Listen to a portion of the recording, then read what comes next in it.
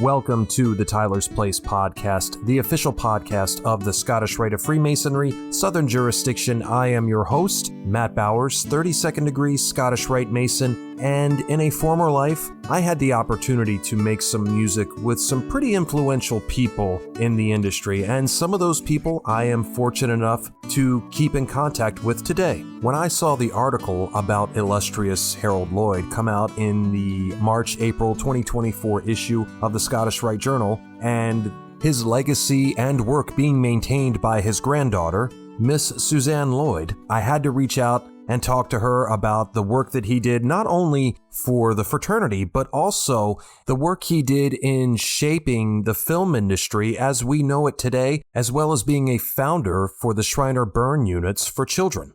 This actually was inspired by an incident on set that he sustained a pretty severe injury and could have very well have killed him. Illustrious Lloyd is a classic example of a man who was looking to improve things for everything and everyone around him, and it was an absolute pleasure to be able to speak with his granddaughter. I'm not going to take up any more time with a long introduction. I just want you to listen to the conversation I had with Miss Suzanne Lloyd. Well, it is an absolute pleasure to have you today. Well, thank you. Well, it's a pleasure to do this. And this first question is more of a curiosity of mine just because of the genre. And since your grandfather is considered the father of romantic comedy, and again, this is just my curiosity, have you ever spoken with Matthew McConaughey, and has he ever expressed appreciation for your grandfather's work and being the inspiration for a large body of his work, since he's done a gazillion rom-coms? No, I've never had the pleasure of meeting Matthew McConaughey. I'd love to. I believe he lives in Texas now. And Yes.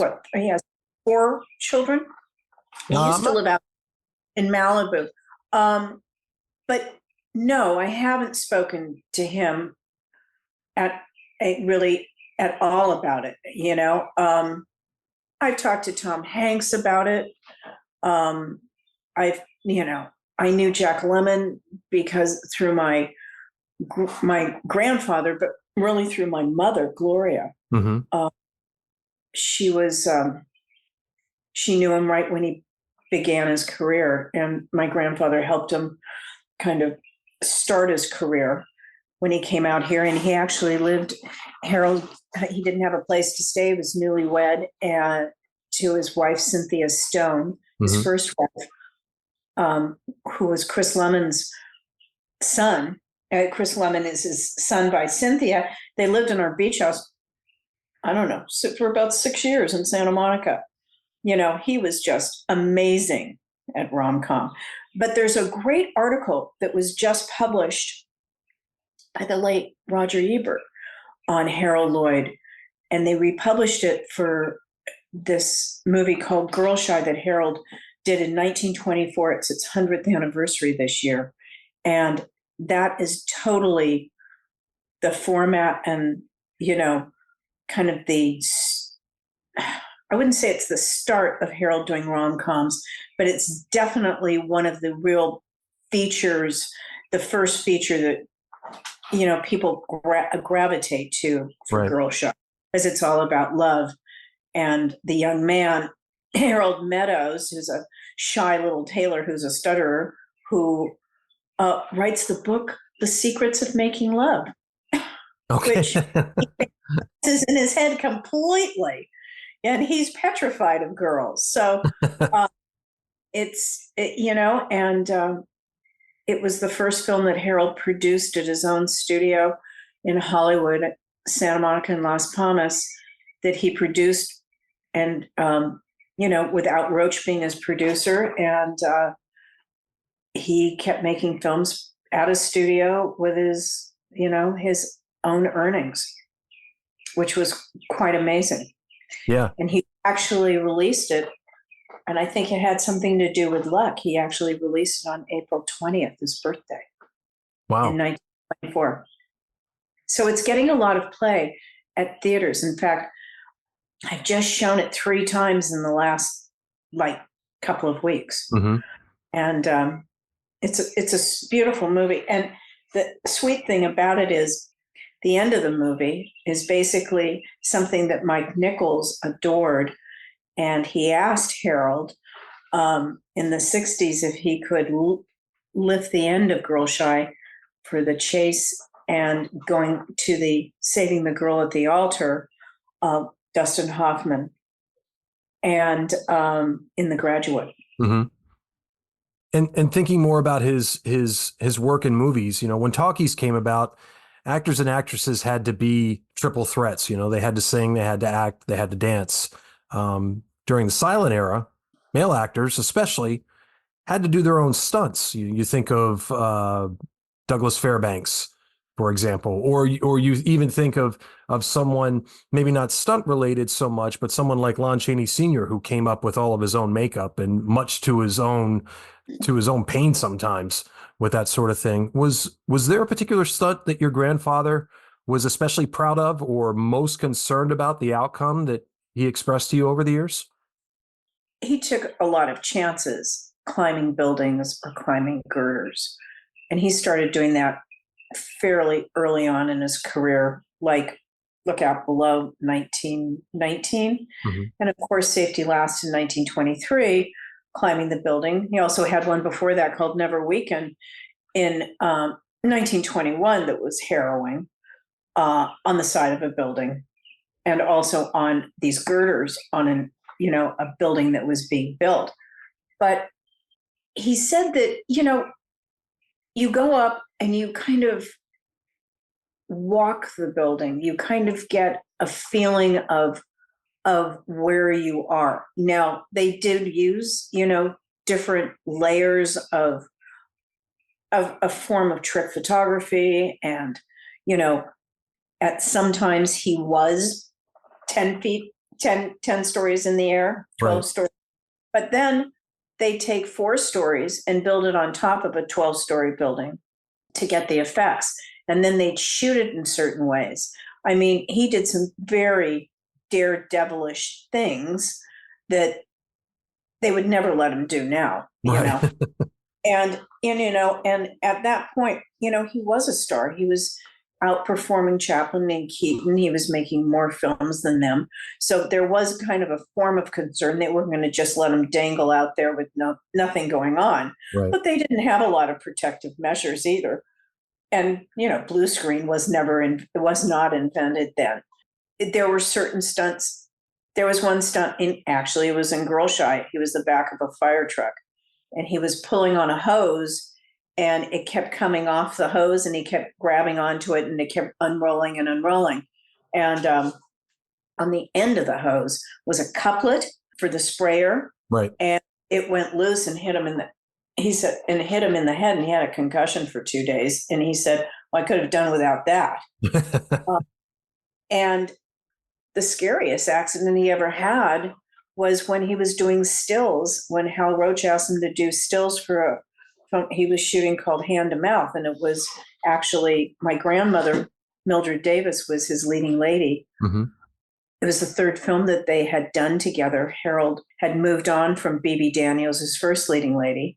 And, he was doing stills on a Saturday afternoon, and he put what he thought was a prop bomb in his right hand, and he was going to light a cigarette with the fuse on this Kaninsky prop bomb, which he thought it was. And Harold, never a smoker, but he thought it was a cute. They said, "Here, try this. It's a funny setup." And luckily, the fuse was a long fuse, but it really took a big, like a lot of smoke came off of it. Mm-hmm. And he said to the photographer, John Wetzel, he said, "Hey, can you see my face with this?" And thank God he lowered the bomb in his right hand, and it was a real bomb, and it went off. Jeez. And it went through a ceiling, a 16-foot ceiling. It blew him totally back. The assistant, they had a little boy assistant in there, and Harold kind of was still alert, and the little boy was so scared he dragged the little boy out onto the street. Mm-hmm. And then totally passed out. But when he woke up, the doctors, they said, unfortunately, they said, fortunately, he said, why are my eyes bandaged? They said, well, because you have, it's gunpowder and, shock from Right. this bomb went off, but your sight will come back. And they said, you've got some burns on your face. And they said those will heal. Now, in those days, in 1919, they didn't have antibiotics. They didn't have antibiotic cream. It was a different medical situation than we have now. Right. But they said to him, unfortunately, we can't do anything about your thumb and your index finger. Mm-hmm. And half of your right palm, it was blown off, and we can't take, So from then on, he worked with basically almost half a right hand. Wow. Had 3 fingers on his right hand. And he didn't want people to know about it. He didn't want to buy into it. He just said, okay, I'm alive. I want to see if I can keep making movies. I really have, maybe I'll be a producer, maybe I'll be a writer, maybe, can I get back on camera? And, his fortitude and his mind over matter and life's going to be good. He just pushed on. And 8 months later, he went back to the same scene, actually with my grandmother as his leading lady, and went back to the same scene he dropped the day before he had the accident.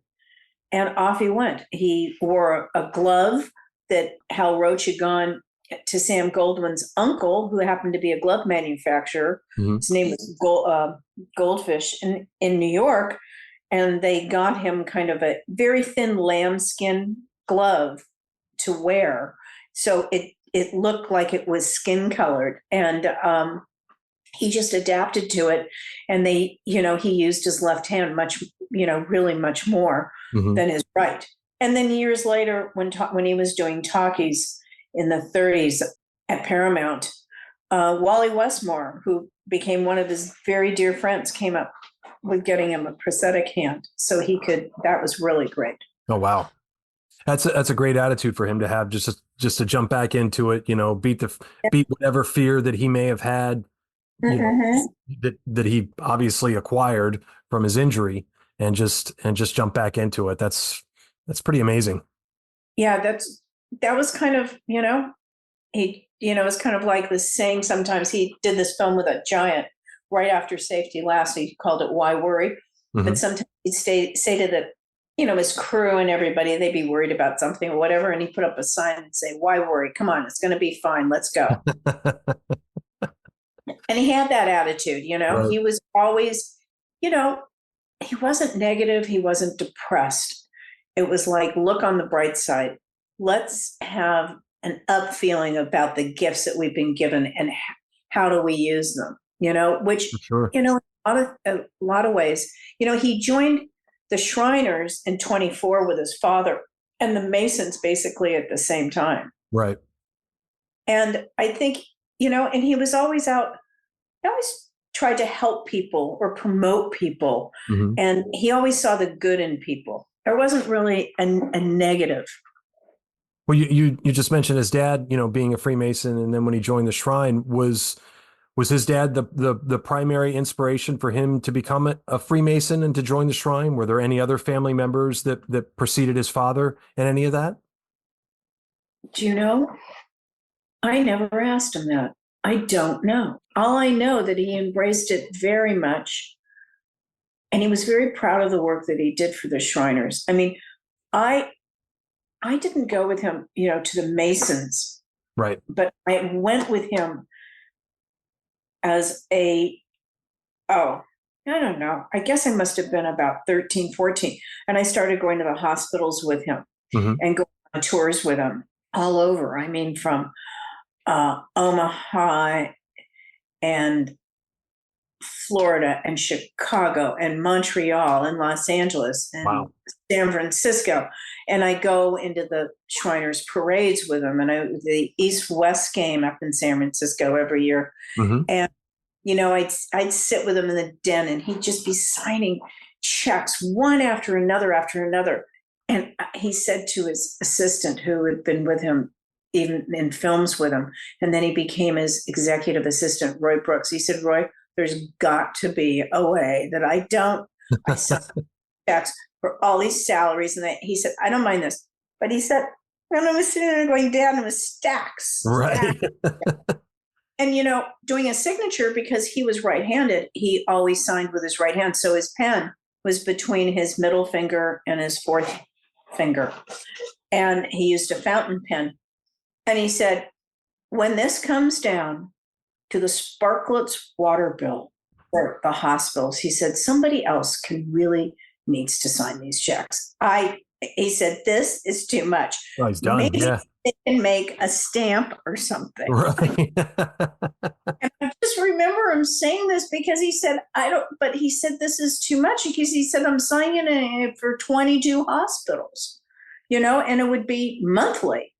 But he got such joy out of it. And and he got a lot of joy starting the Burns Institutes for the Shriners. And I think it stemmed back to his accident and how lucky he was, because he said to me, so, we can fix, the children are really great and their attitudes, we've got the best doctors for them and everything.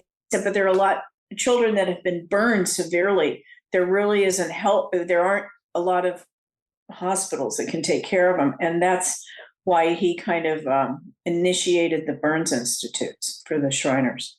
How long, that obviously seems to be, a goal that he would have been especially proud of. How long did it take for him to get that really up and running with the Shriners?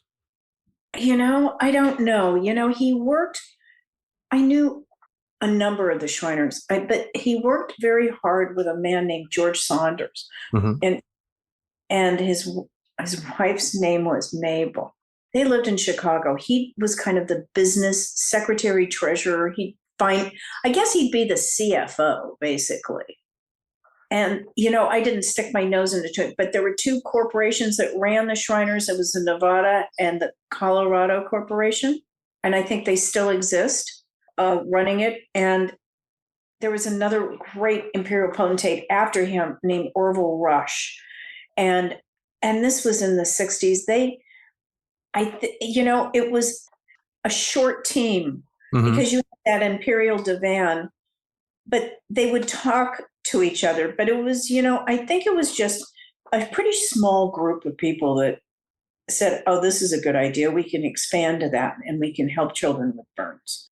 I don't think it was, held out and said, are we going to vote on this or do it? I don't think so.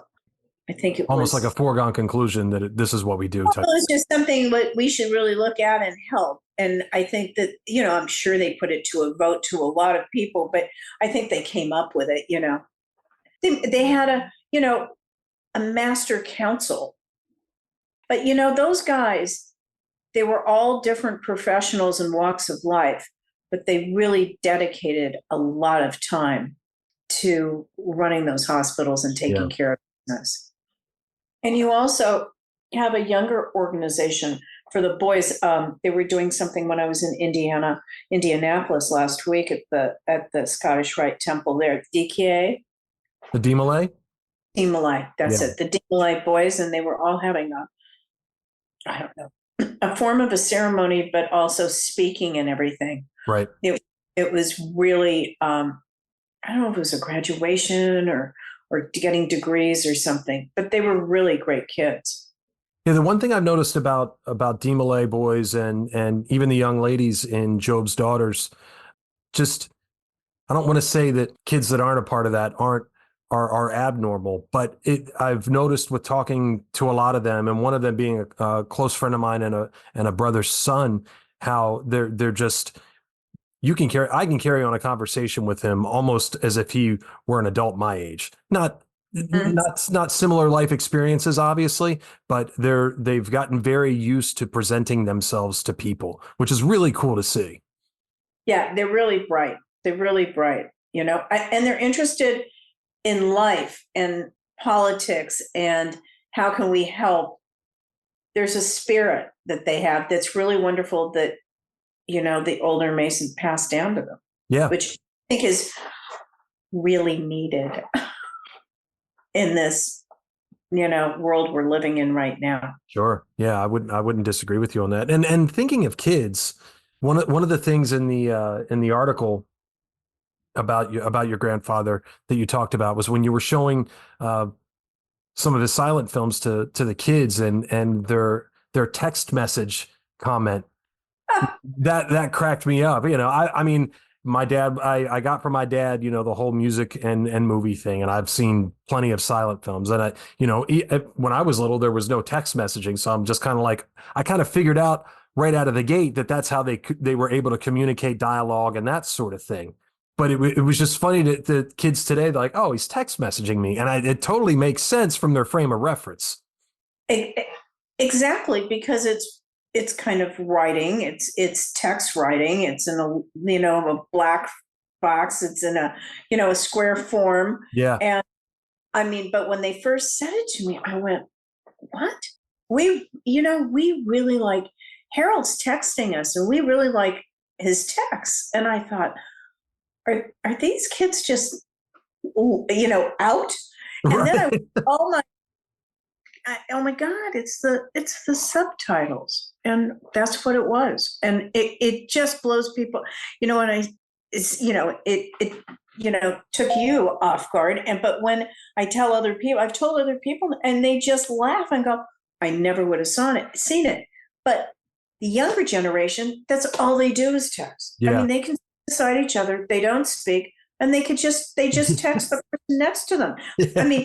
I guess we used to pass notes in class, under the table, under the desk, in a book, but,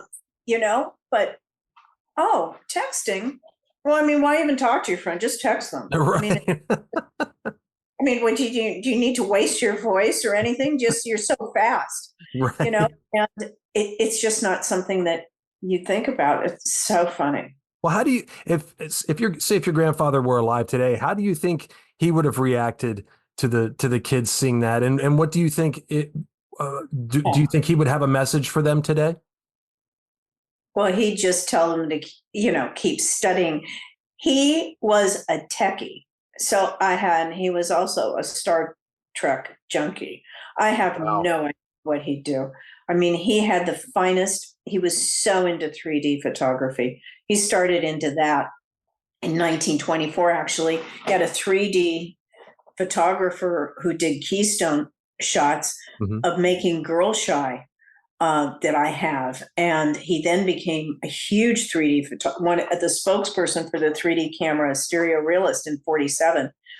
When he started traveling around before he even became the imperial potentate of the shrine, and they sent him all over the country and Mexico and Canada. And you know how hard those guys travel across the country. And oh my God, Harold shot about 200,000 3D photographs, 3D slides that are now stored at the Academy of Motion Picture Arts and Science Library.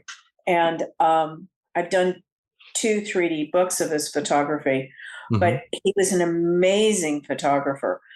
And he believed, even when they came to interview him about film and where it was going for the LA Times, and this is 1924, 25, they said, well, Harold, what do you think? Is there going to be talking films? Is there going to be color films? He said, look, talking films are coming. We've already, have the technology. It just hasn't, come to fruition right now. Right. Yes, there's going to be color. There's going to be talking. And they said, well, is that going to change the entire motion picture industry? And he said, no. And he said it will, enhance it, and, it will be great. And he said, well, what do you think the next change is? He said, when films go into stereographic or into a 3D version, that will be the revolution that will change all film and the film business to a different level. And he said that in 1924. Wow. And then people used to talk to him about 3D films in the 50s, so you got Creature of the Black Lagoon and House of Wax. Oh, yeah. I was going to say that was the first one I ever saw in 3D. It was House of Wax as a little kid with my dad. That was great. And, it didn't last. And he said, oh, don't worry. It will last. They just haven't gotten the technology completely right. They don't have the horizontal and the vertical all lined up properly for the right dimension, but they will figure it out. That's the turning point. And he believed that so strongly. And I have some of my friends, who knew him really well, because I was raised by him. I lived with him for almost 20 years. They said, can you imagine? And we all used to call him Harry. My friends used to call him Harry instead of Mr. Lloyd. And he said, can you imagine what he would have done if he was just inches away from the computer age. If he had computers or iPads or a smartphone, they said, forget it. He'd be like the mad professor. I mean, the whole house would have been taken over with dishes and computers, and oh my God, he never would have slept. He would have been crazed. He would have been like Doc Lloyd and Back to the Future. he would have been nuts, because he had a stereo collection and hi-fi reel-to-reel and stereo collection that was so elaborate. And he used to work and let Bose speakers come into the house and test their new speakers and equipment, and Marantz equipment and Harman Kardon. I mean, he had everything. He was a techie. He was just completely just advancement. That's what it always is about. Let's find the new edge. Let's find the new thing. Where can we go with it? Yeah. That's pretty impressive, because I mean, and it's only my ignorance. I would never, you would never think, or I would never think that somebody, who was groundbreaking in the film in the 20s was tech savvy for the time, and really looking to push those boundaries. That's something I've never even thought of or considered for that time frame. But it shows I guess it kind of shows my lack of context for what was available in those times. Well, he was really into cameras, and he didn't shoot a still camera per se. It was the 3D camera that really got him. But he always wanted to use a 35, a movie camera, 35 millimeter, that he was shooting with the films, and move it around. And in those days, they didn't have dollies. They didn't really have tracks. So when he started, when he was doing his first film for himself, Girl Shy, there's a huge chase in it. And he said, I want the camera to be able to see the horses chasing at me, that you got the feeling that you're in the audience, and this horse, a team of horses that I'm driving or whatever is coming at me, or the trolley car. And they came up with the idea of putting the camera in the manholes on the street. And 2 years later, that's how they shot Francis X. Bushman doing Ben-Hur. Oh, wow.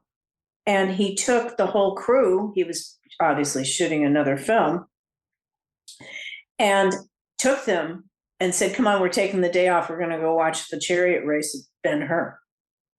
And then when he was shooting the football scene for the freshmen, he said to them, I got to run down the field and you got to keep up with me. So how are you going to do it? And that's where they came up with a track that the camera could go down a track and keep going, running with them. And people weren't really doing that with cameras. And then in The Kid Brother in 1927, he wanted to climb up a tree to say goodbye to his love interest, Mary, going down the hill. And he said, I want to go up the tree. And Mary's going down the hill, and I have to keep going up the tree so I can keep seeing her going down the hill. And he said, I want you to come up the tree with me. So the guys rigged like an elevator, but it was like a dumbwaiter.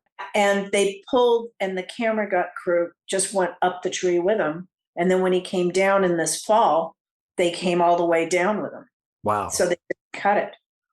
So he was always, he just had that knack of, and it wasn't like, oh, I'm going to put a patent on it, or he just kept inventing things to make it better. Right. That's what it was about. How do we make it better? How do we make it funnier? How do we get more out of that piece or that setup? That's what it was. I think it was a drive of curiosity. That's amazing. I never knew that, especially the Ben-Hur thing. I love that film.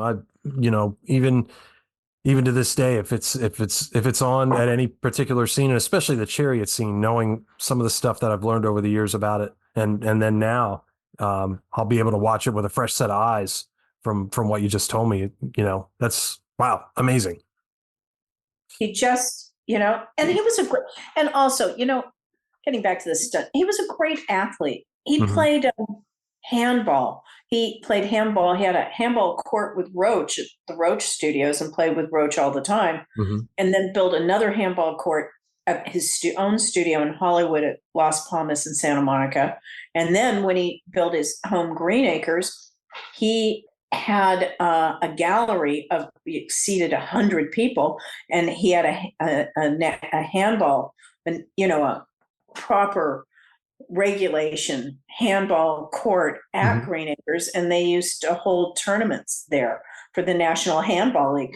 He was a great handball player, and that's how he kept the strength in his right hand, by playing handball. Yeah, staying active. He played golf. He played tennis. He had a tennis court. He had a golf course. He played golf a lot. And then he bowled 300 twice.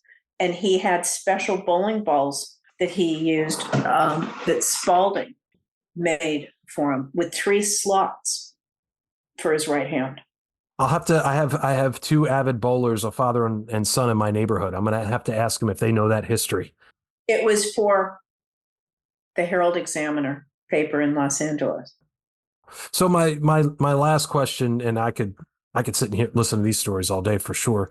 As you, as a close family member of someone who's involved with the fraternity and independent bodies like the Shrine, what would you say to someone about it that was interested in joining, but maybe not sure? I think it's about maybe someone's personality. Do they want to be a joiner? Do they want to enjoy having people and sharing things with people and thoughts and doing things to help others? Some people, they're not that social. I always found that the Shriners and the Masons and the Brotherhood, they're social people. They're friendly. They're outgoing. I've never met anybody, and especially going back just a couple of weeks ago to Indianapolis to do shows, I met just the most wonderful men that were so open to life and open to helping people and open to different ideas. There wasn't anything that they couldn't really go and let's go fix it. Let's figure that out. I think it takes a special person to want to be with somebody, and I think that's really nice. And I also think there's a form of a kinship, a brotherhood, but a tradition that people, they're more traditional. And I think the work they do is amazing. And the care of people. I went to the beautiful, I saw the nursing home, assisted living homes that they have right by the University of Indiana. It was lovely. It's people caring about other people. I think that's kind of what sums it up. Once again, a huge thanks to Miss Suzanne Lloyd for taking the time to share some of the life and experiences of illustrious brother Harold Lloyd. I can't thank her enough for this, and all the links to both the article on her grandfather from the previous Scottish Rite Journal, along with my reading of the article, as well as a link to the website dedicated to the work of her grandfather. I highly recommend that you check it out. So until next time, the Tyler's Place podcast is the official podcast of the Scottish Rite of Freemasonry, Southern Jurisdiction, Mother Supreme Council of the world. I am your host, Matt Bowers, a 32nd degree Scottish Rite Mason, and we'll see you next time here at the Tyler's Place.